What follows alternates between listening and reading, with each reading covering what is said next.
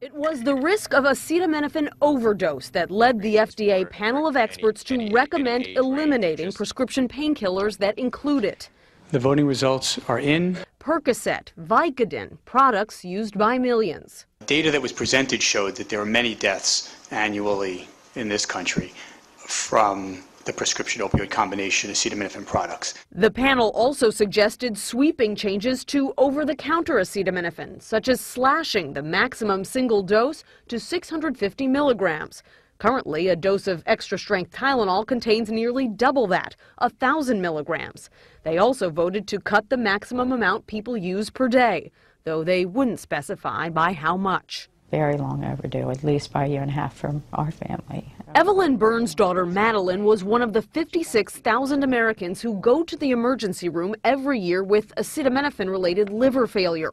The college sophomore died after taking 8 Tylenol a day for a week for tooth pain. Had the dosages said 4 tablets a day instead of 8, she'd be alive today, and I have a hard time wrapping my mind around that. Unlike aspirin, acetaminophen is not primarily an anti-inflammatory. Instead, it works by lowering the brain's perception of pain.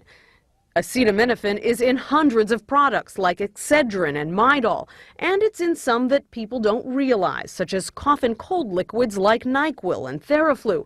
That, doctors say, can lead to accidental overdose. If someone has a cold and a headache, they may take a flu preparation, which may contain Tylenol, and then they're going to take an additional dose of Tylenol on top of it for their headache, and then already you're overdosing or taking too much Tylenol. The FDA says its efforts to educate the public about the dangers of too much Tylenol, acetaminophen toxicity is a leading cause of acute liver failure, have not been enough to reduce the estimated 400 acetaminophen-related deaths every year.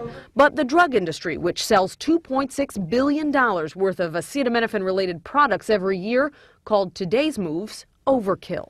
We believe that you're taking away a product that people really need to have. The panel also voted to place the most serious warning, a black box warning, on the packaging of all acetaminophen products. Now, the FDA doesn't have to take all the recommendations of its experts, but it usually does, Katie. All right. Nancy Cordes in Washington. Nancy, thank you. Dr. John LaPook is our medical correspondent. So, John, give us some advice, doctor. What do you do if you have Tylenol and other medications with acetaminophen in your medicine cabinet? I hate to say this, but you're going to have to do arithmetic. Okay, for example, acetaminophen is the active ingredient in Tylenol. Now, Tylenol comes commonly in 3 doses, 325 milligrams, 500 milligrams, and 650 milligrams.